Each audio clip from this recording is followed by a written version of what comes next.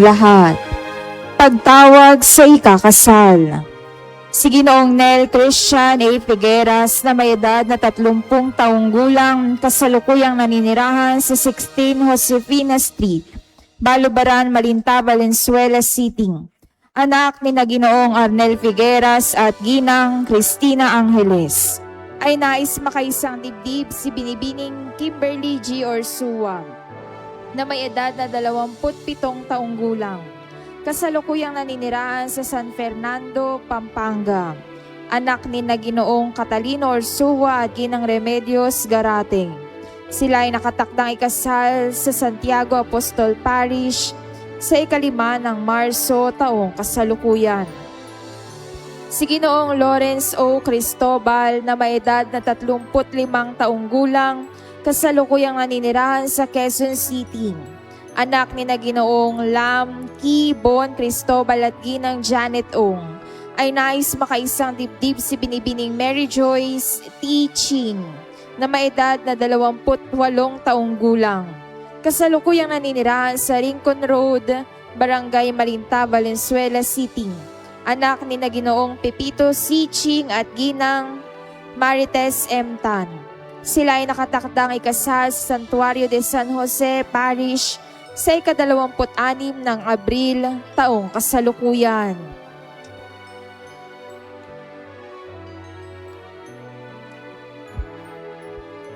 Sina Ginoong Joel Q. Dado na may edad na 36 na taong gulang, kasalukuyang naninirahan sa Marulas, Valenzuela City. Anak ni na Ginoong Joel R. Tuan Sr. at Ginang Alicia Q. Dado. Ay nais makaisang dibdib si Binibining Rose Ann Q. Castel na may edad na 34 na taong gulang. Kasalukuyang naninirahan sa Malinta, Valenzuela City. Anak ni na Ginoong Roberto Castel at Ginang Josephine Q. Sila ay nakatakdang ikasal sa St. Francis of Assisi, Mekawayan, sa 26 ng Pebrero taong kasalukuyan. Si Ginoong Jose A. Aringo III na may edad na 34 na taong gulang, kasalukuyang naninirahan sa 11th Wazon Compound, Bukid Malinta, Valenzuela City. Anak ni na Ginoong Jaime Aringo at Ginang Marites Agraw. Ay nais makaisang dibdib si Binibining Mariel P. Ella na may edad na 30 taong gulang, kasalukuyang naninirahan sa Caloocan City. Anak ni na Ginoong Joel Ella at Ginang Mary Grace Pascual. Sila ay nakatakdang ikasal sa Our Lady of the Holy Rosary Parish sa 30 ng Mayo taong kasalukuyan. Si Ginoong Fernan Reyes Balala na may edad na 29 na taong gulang, kasalukuyang naninirahan sa Balanga, Bataan. Anak ni na Ginoong Balala at Ginang Amalia Reyes. Ay nais makaisang dibdib si Binibining Rochelle S.T. Bartolome na may edad na 29 na taong gulang, kasalukuyang naninirahan sa Abukay, Bataan. Anak ni na Ginoong Romeo Bartolome at Ginang Richelda San Diego. Sila ay nakatakdang ikasal sa Cathedral Shrine Parish of St. Joseph sa 22 ng Enero taong kasalukuyan.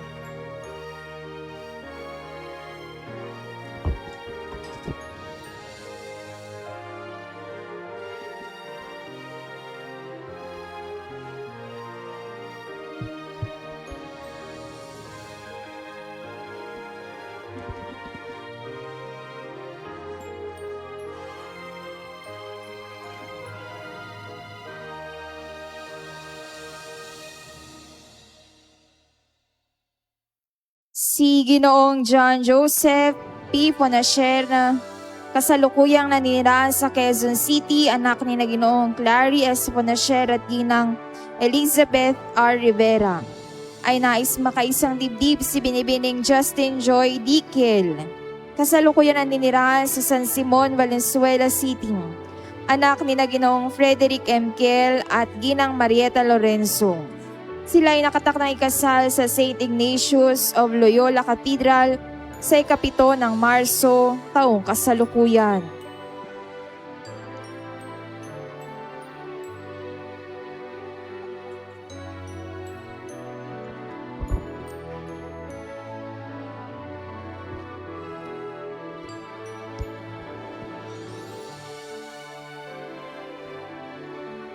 Si Ginoong Eugene Carl Moreno na may edad na 30 taong gulang, kasalukuyan naninirahan sa 1182 Marcos Street, Malinta, Valenzuela City, anak ni na Ginoong Poligari Moreno at Ginang Lelani Moreno.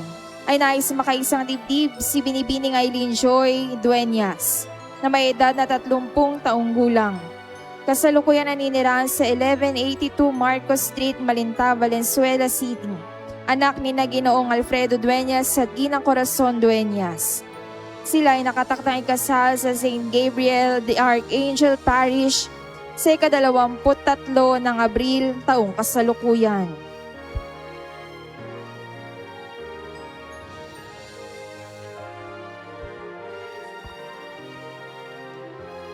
Si Ginoong John Carlos C. Dizon IV na may edad na 27 taong gulang, kasalukuyang naninirahan sa 15 Mimi Court, Gosnells, Western Australia, ay anak ni na Ginoong Alexander Dizon at Ginang Yolanda Carai. Ay nais makaisang dibdib si Binibining Heidelin L. Escanio na may edad na 28 taong gulang, kasalukuyang naninirahan sa 1369 Governor 1 Santiago Street, Malinta, Valenzuela City, anak ni na Ginoong Martin Escanio Jr. at Ginang Marites Labagnoy. Sila ay nakatakdang ikasal sa San Agustin Church, Intramuros, Manila sa 5 ng Mayo, taong kasalukuyan. Si Ginoong Francis Oliver Capiral na may edad na 32 taong gulang, kasalukuyan naninirahan sa Batangas City, anak ni na Ginoong Jose Vernie Capiral at Ginang Filipina Darigues. Ay nais makaisang dibdib si Binibining Irish Christine Roque na may edad na 26 taong gulang, kasalukuyang naninirahan sa Malinta, Valenzuela City, anak ni na Ginoong Michael Roque at Ginang Marieta Pastrana. Sila ay nakatakdang ikasal sa St. Thomas Aquinas Parish, Batangas sa 18 ng Abril, taong kasalukuyan. Kung sino man po ang tumututol sa nasabing ikakasal, mangyaring makipag-ugnayan sa opisina ng ating parokya. Sa sama-sama nating pagdiriwang ng banal na Eukaristiya, isama rin natin sa ating mga panalangin ang mga sumusunod na pagsamong. Para sa pasalamat ni na Cristos Halbuna and family, Alberto Aquino and family, Rosita de Guzman, John Carlo Guillermo, Helen Villanueva, Mark Steven Villanueva, Rhea Justin Villanueva, Marco Stephen Villanueva, Wendy Villanueva, Edward Villanueva, Melanie Babagay, Ian Michael Eldridge Babagay, Jennifer Avila, Mona Lisa Obispo, Leia Tabasin, Rafael Lapitan, Rosemary Patron, Rowena Pelione, Fides Palis, Ani Soriano, Lydia Katakutan, Ethel Gakasan, Gonzales Rodrigo, Pelione, Bea and Marinel De Leon, Gelmar Labagis and family, Episi Cameda Medical Center, Flor Cortez and family, Lucy Villarde and family, Mataba family, Tina Estornino, De Mesa family, Valencia family, Villamor family. Pure Soul Creations, Yumizu Studios, Nida de Jesus, Peter Paul Baltasar, Noemi, Gatbunton family, Diuda family, Lilian Castelo and family, Binilda Rizada and family, Mengdizon and family, Zeni Pineda and family, Constantino family, Imeda Mangiat and family, Wilfredo Sabalie and family. Para sa natatanging kahilingan ni na Joshua Russell B. Santiago, Abigat Bunton, Chay Diuda, Divine May Canimo, Noemi, Benida Rizada, Alan Rosales Castelo, Alvin Rosales Castelo, Carmi Castelo Vega, Gerald Rizada, Girly Rizada, Antonio Rizada, Carlo Quintipan, Meng Dizon, and family.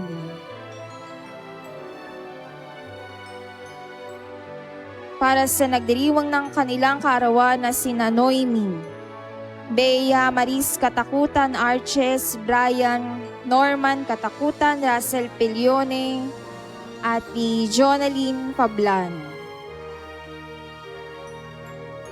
Para sa kagalingan, Nina Milagros Ramo, Anita Naval, Meng Dizon, Mark De Galicia, Annalyn Balunsat, Angelica Banalo, Cefa Logroño, Rita Ngo, Riza Baltasar, Angelo Baltasar, Jose Panganiban, Susan Rosales, Ishuhara, Delpina Moraleda, Alfredo Aguilar, Wendy Villanueva at ni Jennifer Avila. Gayun din para sa maagang pagaling ni Rudy De Mesa at ni Sally Estornino. Para sa nagdiriwang ng kanyang kaarawan na si Fernando Santos. Para sa pasasalamat ni Amado ng Amado family. Para sa kapayapaan ng mga kaluluwa ng mga kapatid nating yumao na sina Pedro, Senior Patring, Julieta, Felicidad, Aris, Filimon, Andang, Baset, Boy, Fred, Kim, Kai, Mario, Franco, Rico, Connie, Rodel, Gerardo, Buboy, Jane, Nel, Elsie, Bo, Carmina, Ana, John, Michael, Vincent, Angel, Arnel, Lucino Sr. and Junior, Aurita, Zoila, Espiritu, Michael, Jimmy, Aida, Rihanna, Faye, Ramona Seferiano, Romualdo, Leonardo, Leopoldo, Catalina, Margarita, Teodoro Sr., Magdalena, Alberto, Teresa, Roberto, Father Oscar, Sor, Salvacion, Apolinario, Hilarion, Jose, Amado, Romeo, Sheila, Valentina, Ruperto, Ramon, Benito, Leticia, Eduardo, Orgy, Arsenio, Luis, Nenita, Silvino, Joel, Efren, Milagros, Michael, Ricky, Jewel, Giro, Jesus, Irenea, Andrea, Benjamin Jr., Benan, Lourdes, Jean, Sosimo, Purificacion, Polito, Maristela, Zeta, Orio, Alicia, Emilio, Antonia, Ponciano, Elizabeth, Atinidora, Gloria, Restituta, Bonifacio Sr., Saturnino Sr., Firmo, Violeta, Conchita, Ismael, Cirila, Orlando, Amado,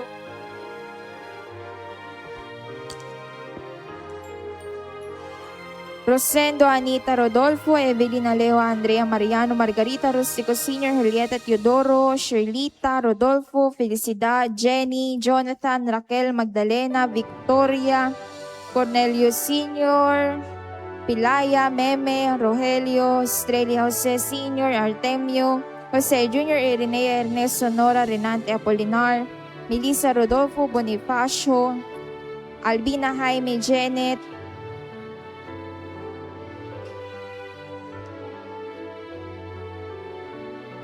Bermi, Juanito, Iluminada, Francisco, Princess, Calixta, Abundio, Carmen, Lilia, Jeline, Jonavel, John, Kevin,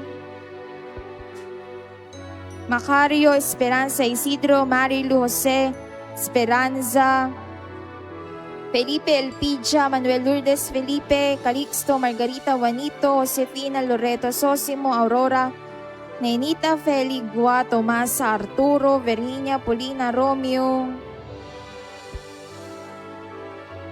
Jesus, Domingo, Rosario, Lydia, Miguel,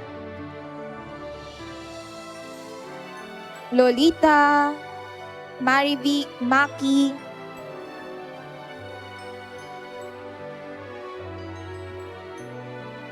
Alberto, Ladislao, Inocencia, Elmar, Reynaldo Dario, Tony, Presentacion, McKinley, Alfredo, Zenaida, Nani, Jonito, Elmar Nuling, Atanasio, Iluminada, Amado, Jaime, Zenaida, Eleonor, Sifina, Milo, Aguida, Mercy, Corazon, Romeo, Mark Lawrence, Leonor, Alejandro, Marta, Eugenio, Moises, Elena, Manuela, Nisheta, Esperanza, Maria Cecilia, Maria, Inozaria, Francis, Roman Gloria, Abby Amelia, Jana Vielca, Ernesto Emmanuel Emil, Milagros Normelito Sr. and Jr., Sita Norcy Ruchel, Emiliana Ricardo Mamerta, Herbert Asuncion, Raquel Roque Sr., Estrella Stephen, Anita Rosalina, Eduardo Jr., Soledad, Alexander Sosimo Perla, Felicidad Juan Gloria, Lily Margarita, Aurora Juno, Alejandro Jr., Lilia, Ariel, Fernando Ding, Emerson Ernesto, Felipa Tess, Federico Grande Jr., Francisco, Victorena, Leonedo Jose, Edna,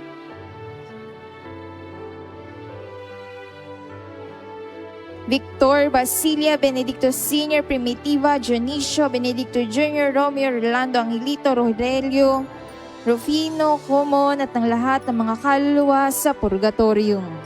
Gayun din para sa pasalamat ni Julian Sabile.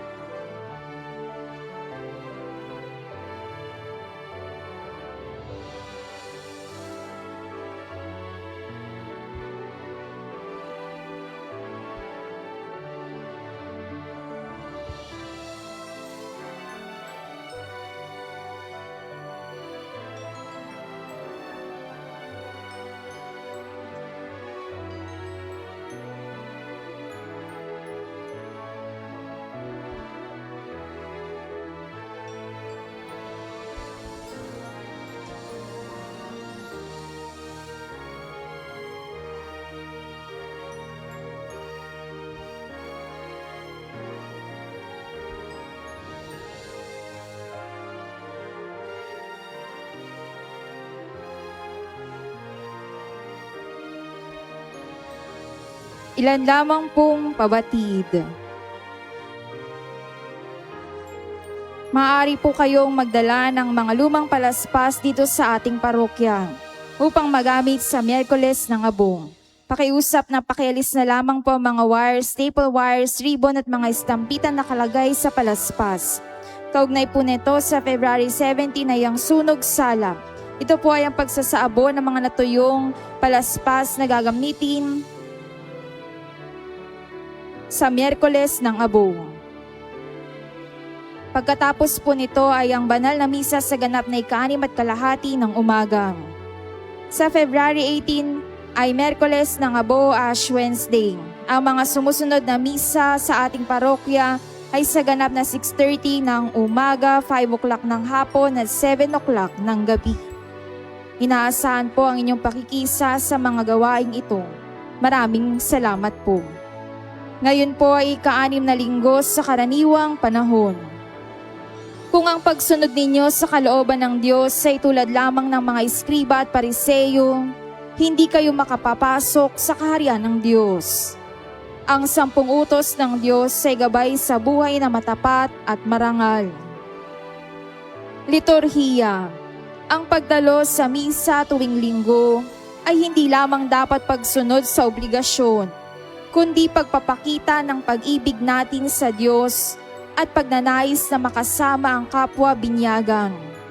Sa darating na ika-18 ng Pebrero ay Miyerkules ng Abong. Ito po ay araw ng ayuno at abstinensya. Turo ng simbahan.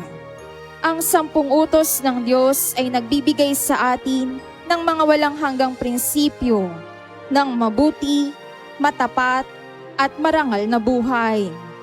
Sa mga utos na natutuhan natin ang ating katungkulan, halimbawa, huwag magnakaw kanino man, at gayon din ang ating karapatan, walang dapat na magnakaw sa atin.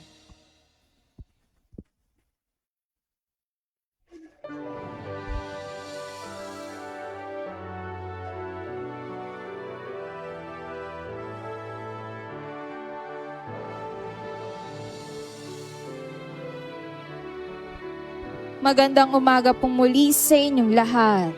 Bilang panimula sa ating banal na pagdiriwang, makiisa ang lahat sa pambungad na awit.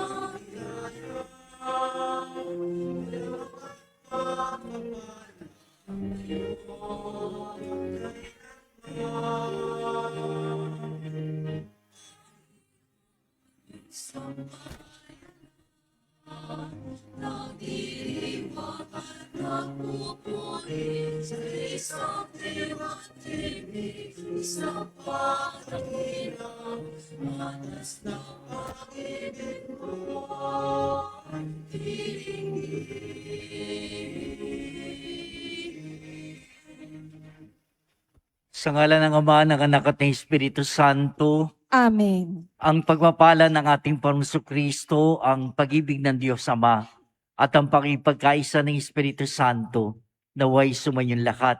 At sumayo rin. Mga kapatid, bilang isang sambayanan, halina't sundin natin ang kalooban ng Diyos at tahakin ang landas ng buhay at kabanalan. Upang maging marapat tayong gumanap sa banal na pagdiriwang, aminin natin ang ating mga kasalanan. Inaamin ko sa makapangyarihan Diyos at sa inyo mga kapatid na lubak na nagkasala sa isip, sa salita at sa gawa at sa aking pagkukulang.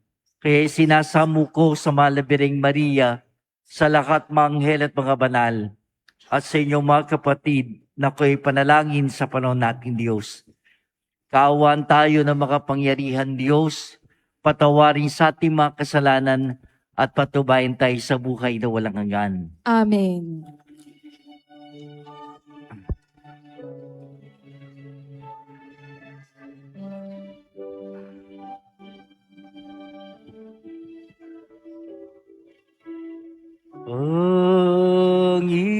Panginoon, kaawan mo kami.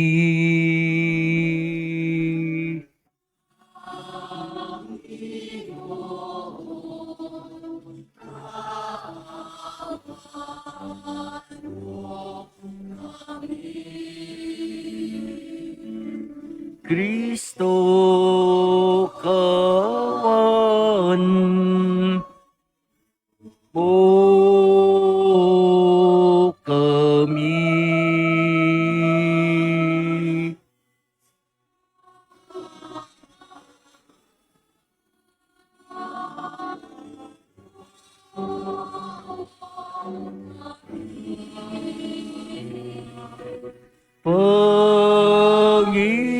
Panginoon, kawan mo kami.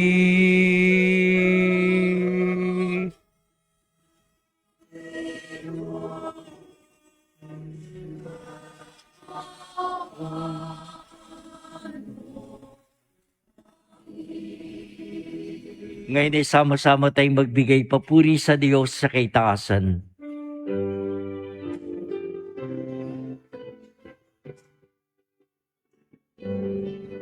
Papuri sa Diyos, papuri sa Diyos, papuri sa Diyos sa kaitaasan.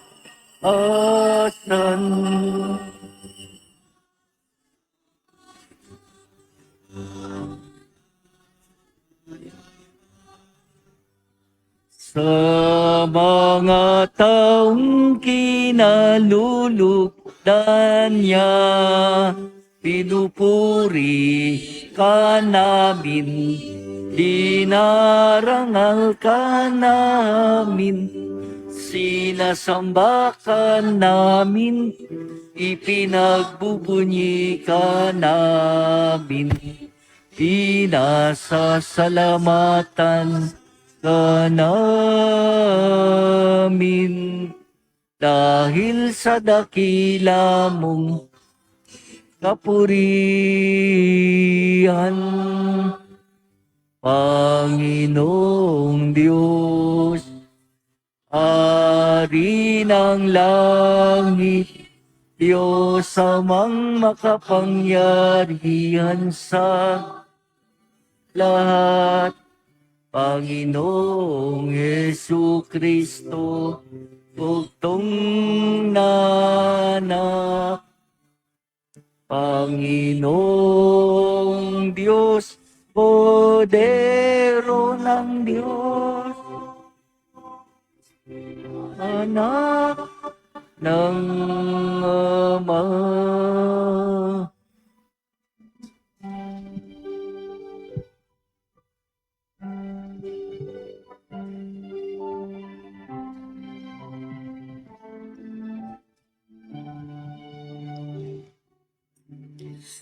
Ikaw na nagpalis ng mga kasalanan ng sanlibutan. Maawa ka sa amin.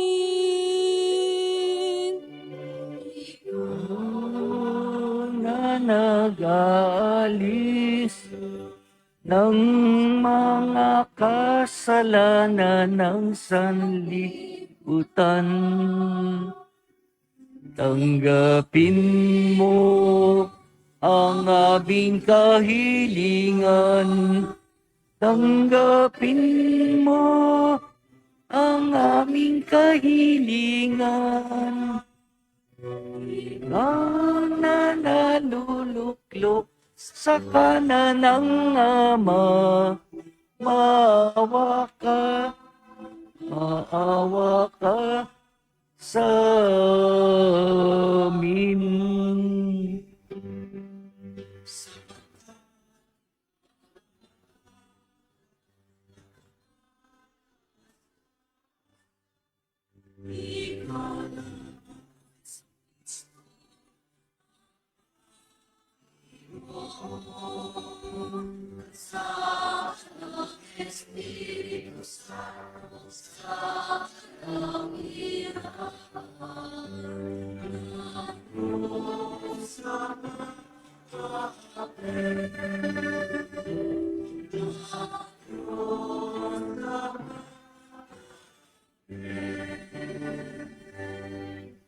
Manalangin tayo.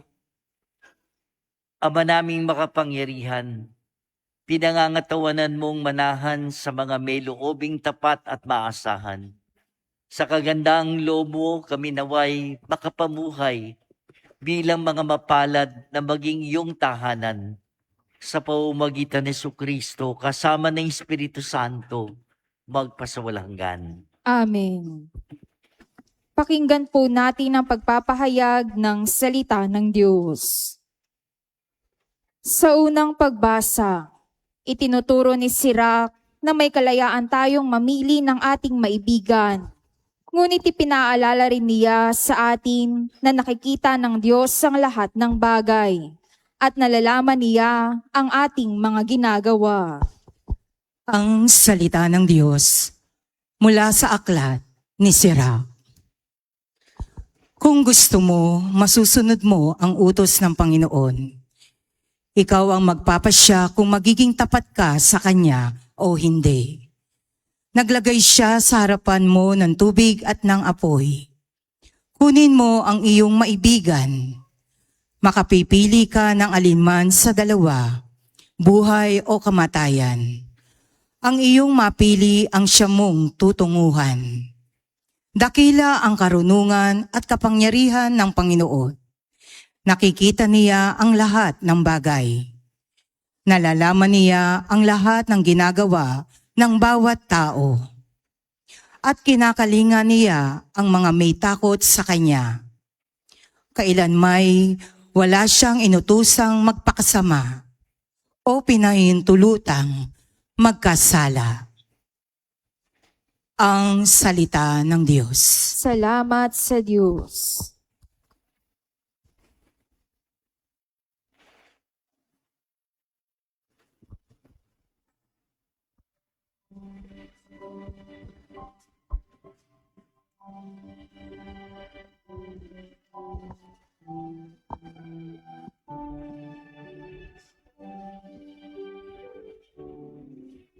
Mapalad ang sumusunod sa utos ng poong Diyos. Mapalad ang sumusunod sa utos ng poong Diyos. Mapalad ang mga taong malinis ang pamumuhay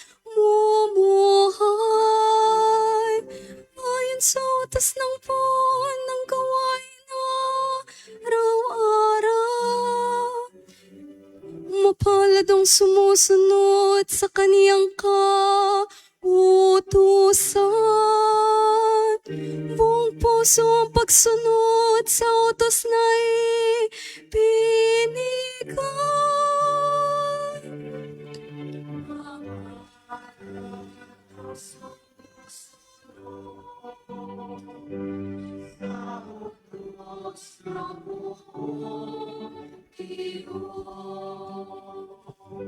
Ipinigay mo sa amin ang inyong mga utos upang aming talimahin at sundin ng buong lugod. Gayon ako umaasang magiging tapat. Susundin ang iyong utos, susundin ang buong ingat.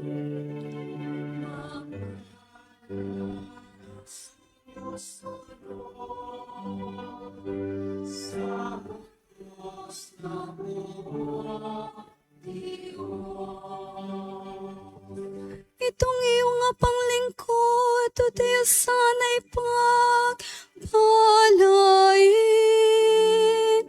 upang ako'y mabuhay at ang utos mo ang sundin. Buksan mo ang paningin ko pagkat nananapik masdan. Iyong buting idudulot sa akin ang iyong aral.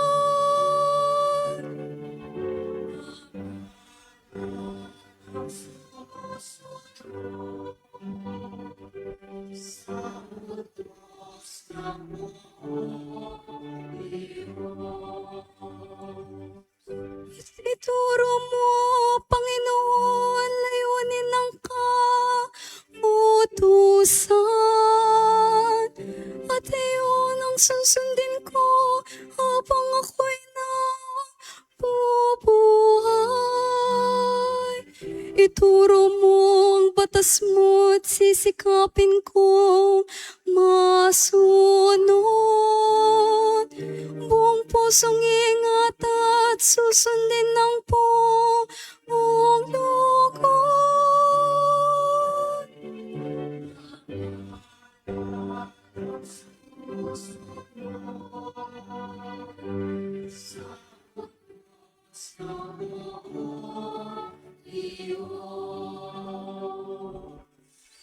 Mapalad ang sumusunod sa utos ng Panginoon.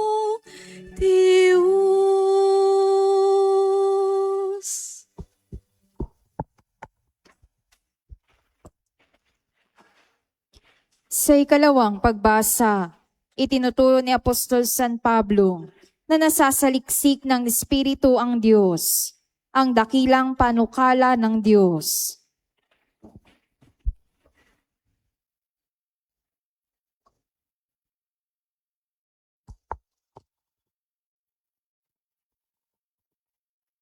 Ang salita ng Diyos mula sa unang sulat ni Apostol San Pablo sa mga taga-Korinto.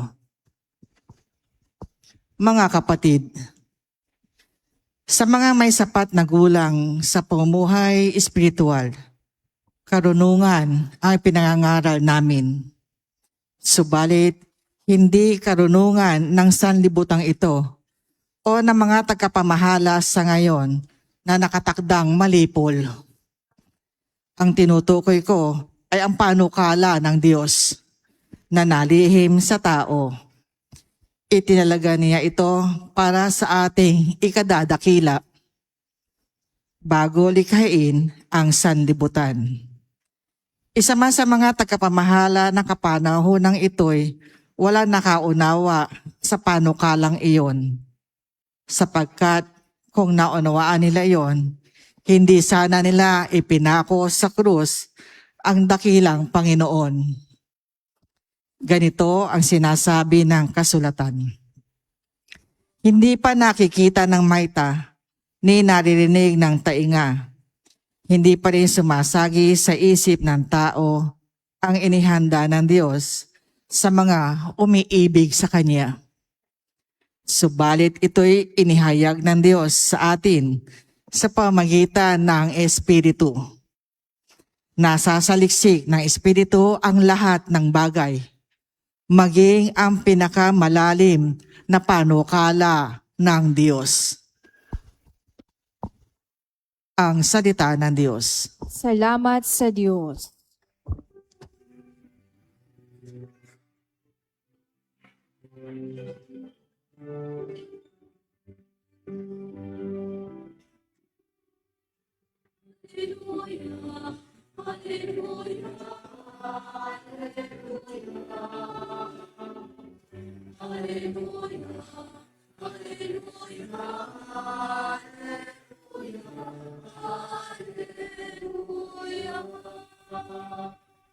Papuri sa Diyos Ama, pagkat ipinahayag niya, hari siya ng mga abang.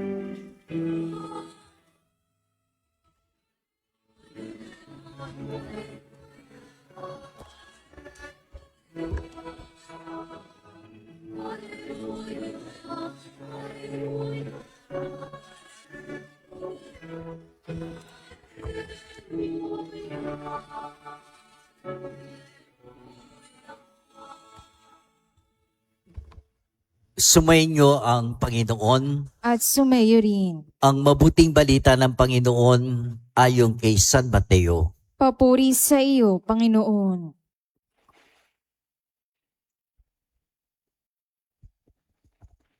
Nung panahon yon, sinabi ni Jesus sa kanyang malagad, sinasabi ko sa inyo, kung ang pagsunod nyo sa kalooban ng Diyos ay tulad lamang ng pagsunod ng mga eskriba at ng mga pariseyo, hindi kayo makapapasok sa kaharian ng Diyos.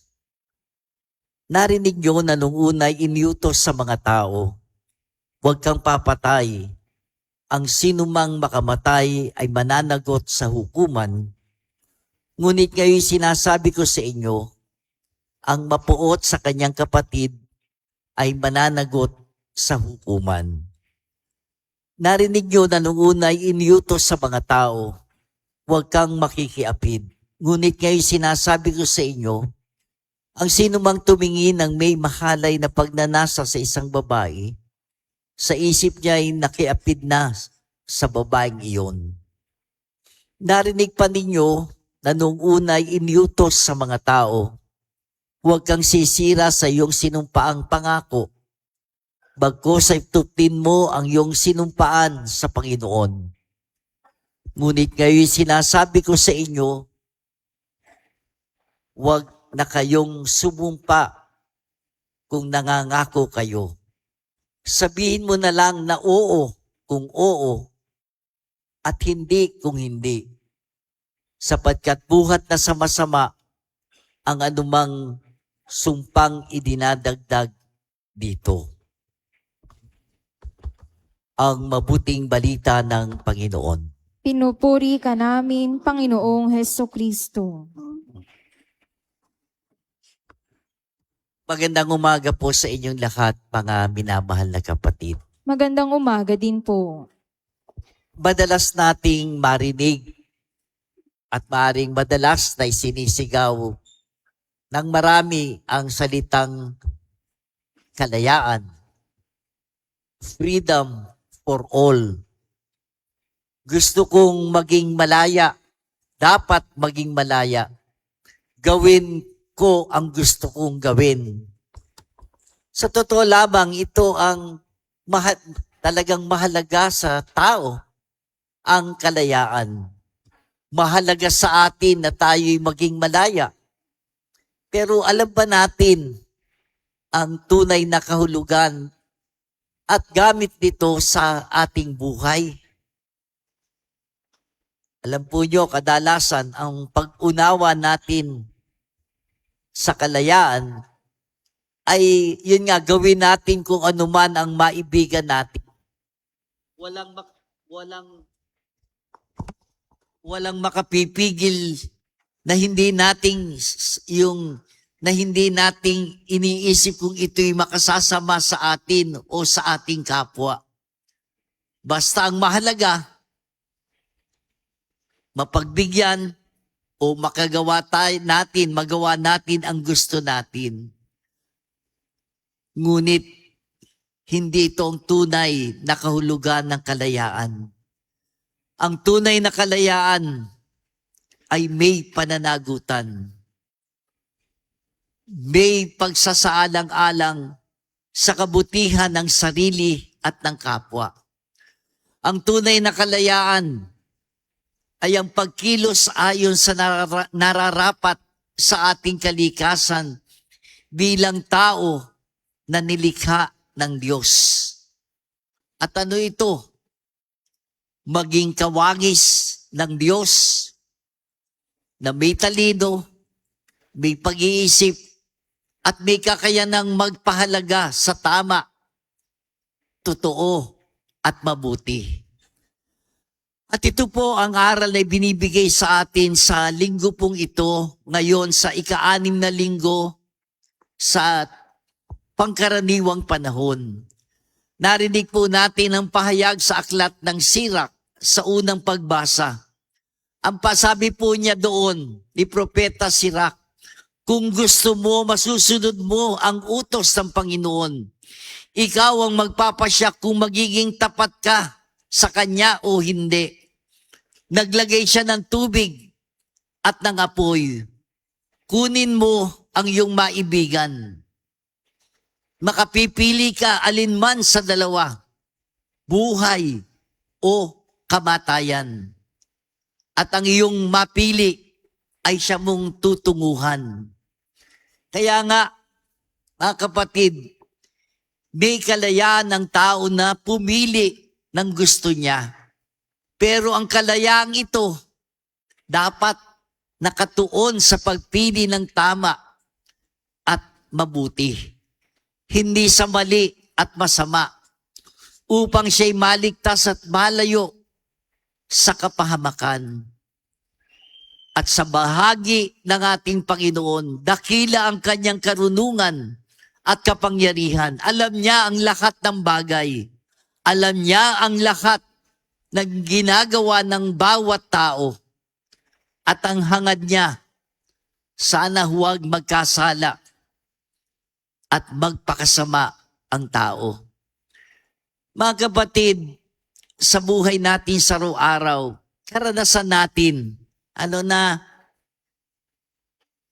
madalas, ipinipilit natin yung gusto natin, pero sa mga simple at pangkaraniwang karanasan, katulad po ng yung sa batas trapiko,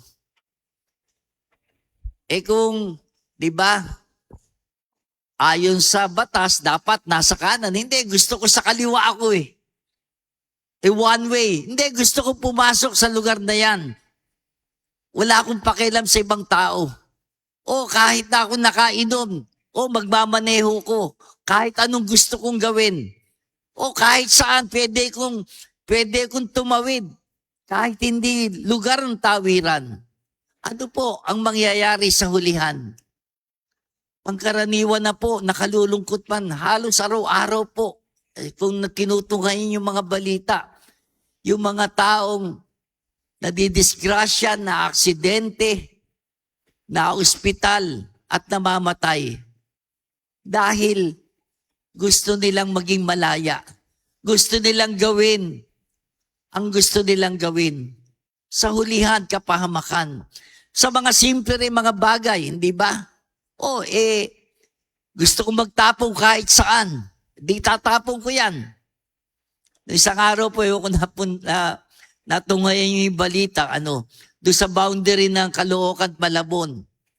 Yung kalsada mismo, punong-puno ng basura ng mga tao, doon nagtatapon. O di sige, ang ending, posibleng magkasakit, posibleng ma-hospital at mamatay yung mga tao nakapaligid. Anong dapat gawin? At nagtulong-tulong yung Caloocan, yung Malabon, o di maghakot ng basura, bantayan, 24 hours yung lugar para disiplina sa mga tao nagtatapon ng basura. Dahil sa hulihan, kapahamakan para sa bawat isa na naroroon. Mga kapatid, mga minamahal na kapatid, ito ang dahilan. Ang dahilan kung bakit may mga batas na ipinatutupad sa tao. At kung bakit may karampatang parusa kapag nagkakamali o lumalabag sa batas ang tao. Para sa kabutihan ng tao. Para sa kabutihan ng lahat. Narinig po ninyo yung bahagi ni Ebanghelyo na binasa ko mula kay San Mateo. Na kung paanong sinabi ng Panginoon na naparito siya. Ito yung po sa mahabang pagbasa. Hindi upang pawalang bisa ang batas o kautusan at ang aral ng mga propeta. Ano po ang sabi niya? Naparito ko hindi upang pawalang bisa, kundi para ipaliwanag at ganapin ang mga yun. At nagbigay siya ng tama at tunay na pagbasa at pag-unawa sa batas. Hindi lamang, sabi niya, kung ang pagsunod nyo ay sa kalooban ng Diyos ay tulad lamang ng pagsunod ng mga eskriba at mga pariseyo, hindi kayo makapapasok sa kaharian ng Diyos. Ano ba ang pagsunod ng mga eskriba at mga pariseyo? Ito'y sapagkat mababaw. Mababaw. Panglabas lamang ang pag-unawan nila sa batas. Yung nakikita lamang. Ito'y walang iniwan, sabi nga sa pagsunod ng isang robot. Yung robot, pero ngayon, komplikado na yung mga robot. Lahat kayang gawin ng robot. Kahit sumayaw, kahit yung mga kung ano-ano, maglinis, magluto. Pero ganun pa man, yung robot, nakadepende pa rin sa tao. Diba? Sa remote control o kung ano man yung sabihin ng tao. Kagaya din ng isang laruan na disusi. Di ba? Ngayon, although hindi na uso masyado ngayon. Para gumalaw ang isang laruan, kailangang susian ng tao. Mga kapatid, kaya itinuturo sa atin ng Panginoon na ang pagsunod sa batas, hindi lamang ayon sa nakasulat, hindi lamang sa nakatala. Dapat ito'y tunay na isinasa loob, isinasa puso. At ito ang ipinaliwanag ng Panginoon upang ang tao'y malayang makasunod sa kalooban ng Diyos. At dahil dito siya'y maligtas.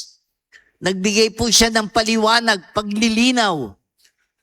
Nang sinabi niya, narinig nyo, Sabi ng Panginoon, narinig nyo na nung una inutos sa mga tao, huwag kang papatay. Ngunit ngayon sinasabi ko sa inyo, ang mapuot sa kanyang kapatid ay mananagot sa hukuman. At sabi pa ng Panginoon, narinig nyo na nung una inutos sa mga tao, huwag kang makikiapid. Ngunit ngayon sinasabi ko sa inyo, ang sinumang tumingin ng may mahalay na pagnanasa sa isang babae, sa isip niya ay nakiapid na siya sa babaeng iyon. Ang mga ito'y ilan lamang, mga kapatid, sa maraming binanggit na Panginoon na nagsasabi na ang kalayaan ng tao dapat gamitin sa pagsunod sa kalooban ng Diyos. Hindi lamang sa pagsunod na panglabas na batas ang kailangan. Yung nakikita lamang, yung pakitang tao lamang, masabi lang na tayo sumusunod. Kailangang gamitin natin ang ating isip, ang ating puso at kalooban sa pagsunod ng batas. Kailangan din ng tao ng tamang karunungan upang magkaroon ng sapat na kaalaman at pag-unawa upang ang tao ay makapagpasya ng buong inam at husay. At ito po yung binanggit ni San Pablo doon sa ikalawang pagbasa sa sulat niya sa mga taga-Korinto. Ano po ang sabi ni San Pablo? Karunungan ang ipinapangaral namin, subalit hindi karunungan ng sanlibutan, kundi ng panukala ng Diyos para sa tao. Ito ay inihayag ng Diyos sa pamamagitan ng Espiritu na nasasaliksik ang lahat ng bagay. Sa madaling salita, kailangan din natin ng pag-ayon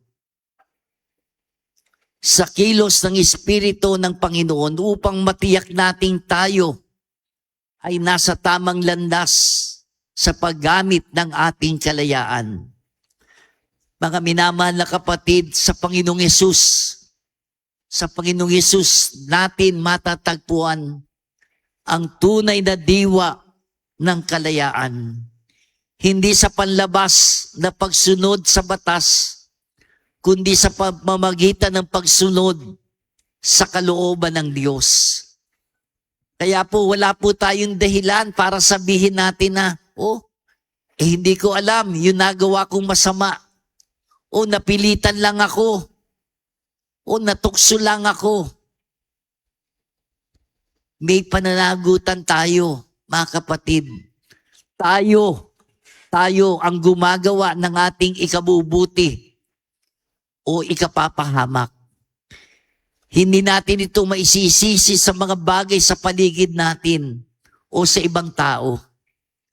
Ngunit sa paggamit ng kalayaan na naaayon sa batas ni Kristo, sa totoo lamang po, magiging magaan, maayos, at makabuluhan ang ating buhay dito sa mundo. Amen.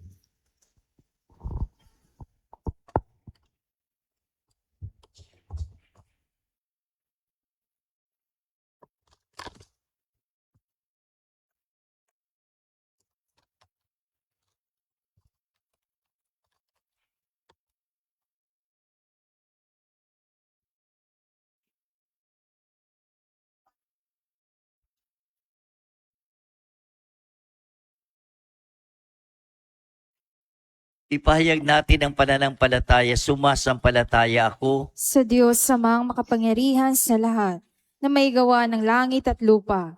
Sumasampalatayan man ako kay Jesucristo, isang anak ng Diyos, Panginoon nating lahat. Nagkataong tao siya lalang ng Espiritu Santo. Pinanganak ni Santa Mariang Birhen.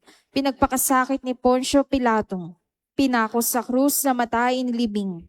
Nanaog sa kinaroroonan ng mga yumaong. Nang may 3 araw na buhay na magmuling, makyat sa langit, naluklok sa kanan ng Diyos samang makapangyarihan sa lahat.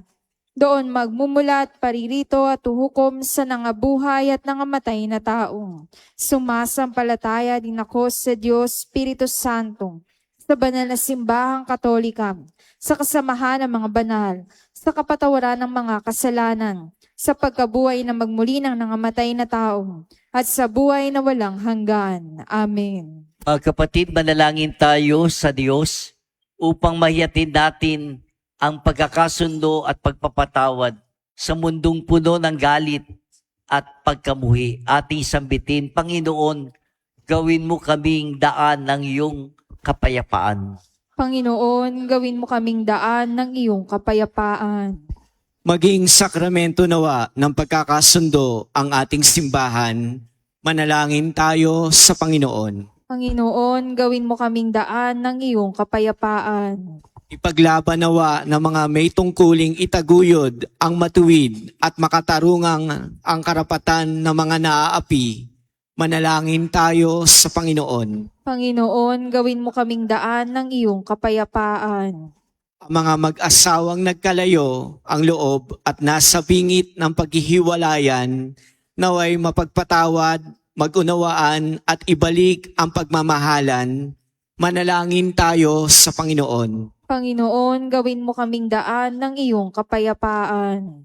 Hilumi nawa tayo sa mga sugat ng pag-aalitan, iwasan ang pagmamataas at matutong magpagkumbaba upang mabuklod sa kapayapaan bilang pamayanang Kristiyano. Manalangin tayo sa Panginoon. Panginoon, gawin mo kaming daan ng iyong kapayapaan. Ang mga pumanaw naway mabuhay sa walang hanggang kapayapaan, manalangin tayo sa Panginoon. Panginoon, gawin mo kaming daan ng iyong kapayapaan. Amang mawain, ilayo kami sa katigasan ng puso. Maging lagi nawa kaming handang lumapit sa pakikipagkasundo. Sa pamamagitan ni Jesucristo kasama ng Espiritu Santo, magpasawalang hanggan. Amen.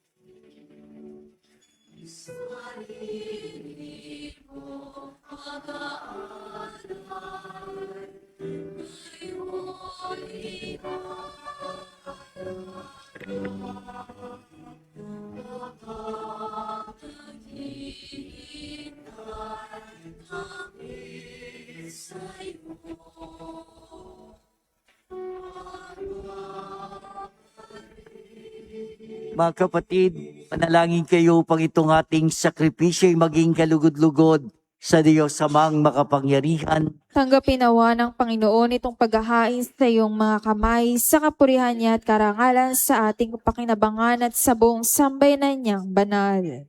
Ama namin lumikha, naway dalisayin at panibaguin ang aming gaganaping paghahain. Kami naway taguyod ang gagawin naming ito sa pagnanais naming sundin ang loob mo sa pamamagitan ni Jesucristo kasama ng Espiritu Santo pagpasawalang hanggan. Amen. Sumayin niyo ang Panginoon. At sumayo rin, Taas sa Diyos ang inyong puso at diwa. tinaasa namin sa Panginoon. Pasalamatan natin ang Panginoon nating Diyos. Marapat na siya'y pasalamatan. Ama naming makapangyarihan, tunay nga marapat na ikaw ay aming pasalamatan. Nasa iyo ang aming buhay, pagkilos at pagiral. Sa pamumuhay namin na araw-araw, tinatamasa namin ang iyong pagmamahal.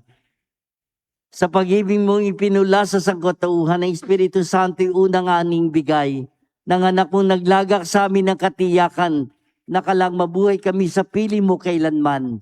Kaya kaysa na mga anghel na nagsisiawit ang papuri sa iyo, nang walang humpay sa kalangitan, kami nagbubunyi sa iyong kadakilan.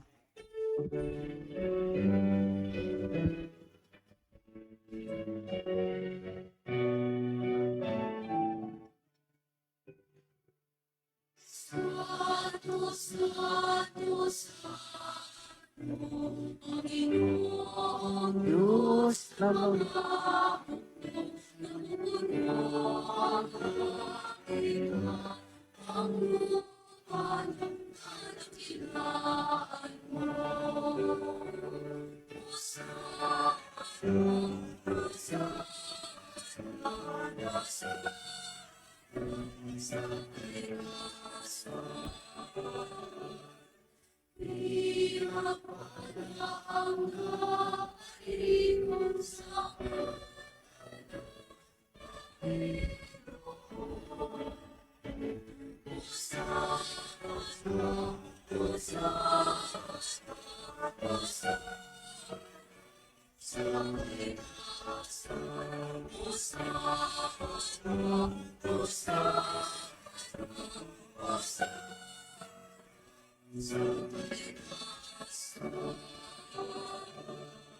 Ama naming banal, ikaw bukal ng kabanalan, kaya sa pamamagitan ng Espiritu, gawin mong banal ang mga kaloob na ito pang para sa amin, maging katawan at dugo ng aming Panginoong Kristo. Bago niya pinagtiis ang kusang loob na maging handog, hinawakan niyang tinapay, pinasalamatan kanya, pinagati-hati niya yon, inyabot sa kanya malagad at sinabi, tanggapin niyo lahat ito at kanin. Ito ang aking katawan na ihahandog para sa inyo.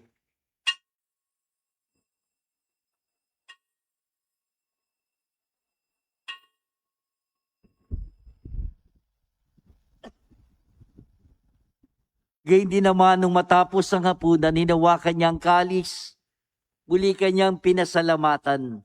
Inyabot niya ang kalis sa kanyang malagad at sinabi, tanggapin yung lahat ito at inumin, ito ang kalis ng aking dugo, ng bago't walang hanggang tipan. Ang aking dugo na ibubuhos para sa inyo at para sa lahat, sa kapagpapatawad ng mga kasalanan. Gawin ninyo ito sa pag-alala sa akin.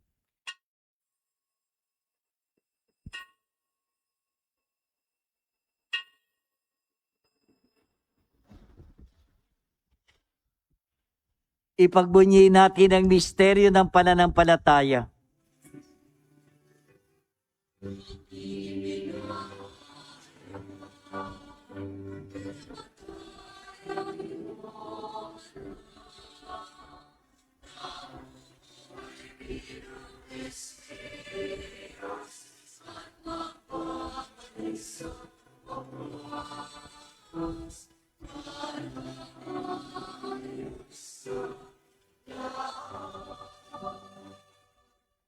Ama, ginagawa namin ngayon ang pag-alala sa pagkamatay at muling pagkabuhay ni anak.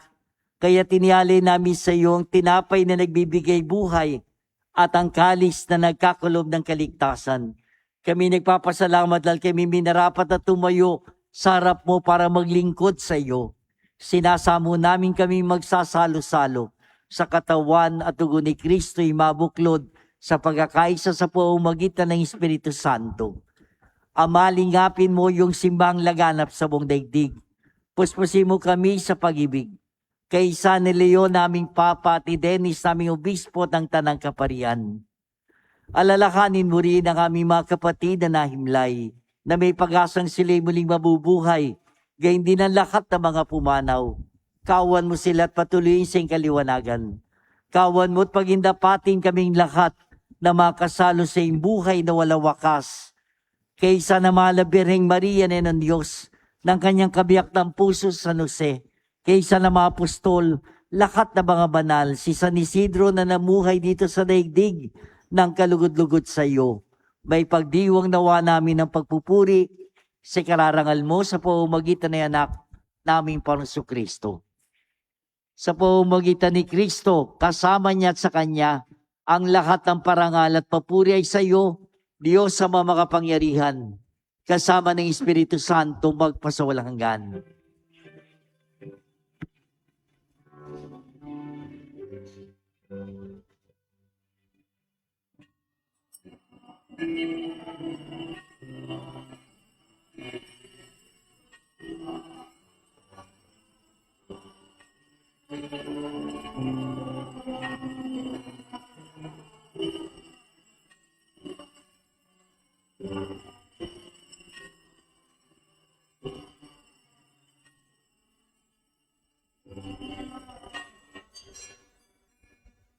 Mga kapatid, taimtim tayo, sama-sama na tumawag sa ating Ama sa panalangin ng mga anak.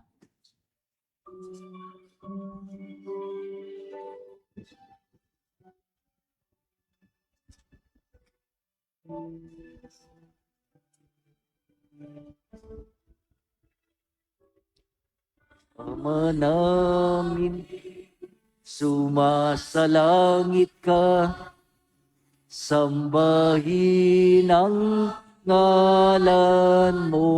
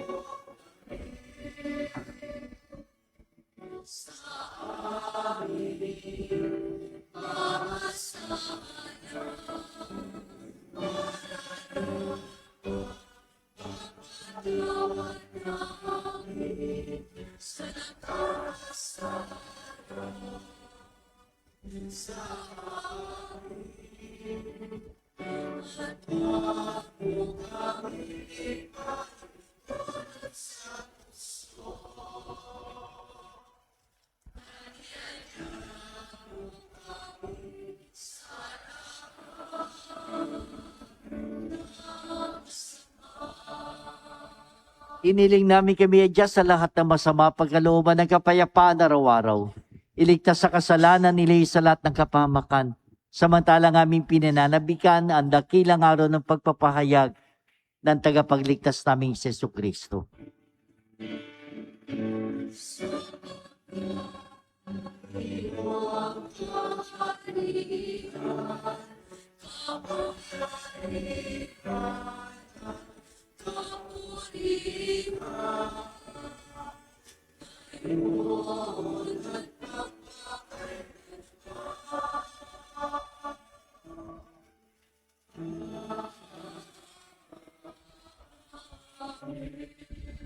Panginoong Kristo, sinabi mo sa mga apostol, kapayapaan ang iniwan ko sa inyo, ang aking kapayapaan ang ibinibigay ko sa inyo.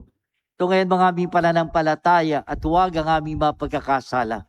Pagkalooban mo kami ng kapayapaan at pagkakaisayo sa ikaloban. Kasama ng Espiritu Santo, magpasawalang hanggan. Amen. Ang kapayapaan ng Panginoon ay sumayinyong lahat. At sumayo rin. Ibahagi natin ang kapayapaan ng Panginoon sa isa't isa.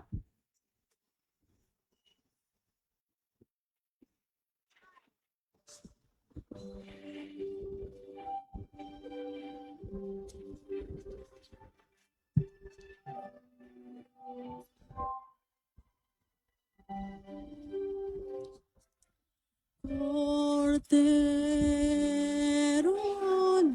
ng Diyos na nag-aalis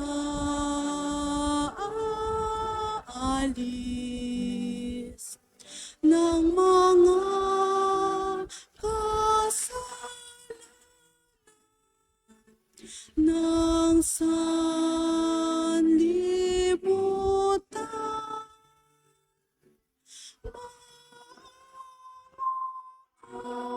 Sa amin, sa amin,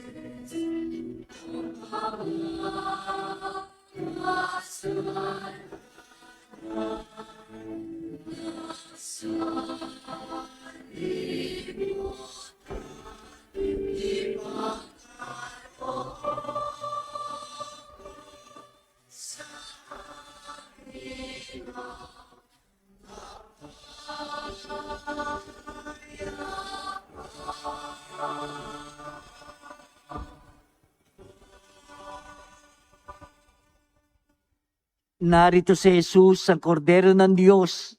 Siya na nagpapatawad ng ating mga kasalanan. Mapapalad tayong lahat na tinatawagan sa kanyang banal na piging. Panginoon, hindi ako karapat-dapat na magpatuloy sa iyo. Ngunit sa isang salita mo lamang ay gagaling na ako.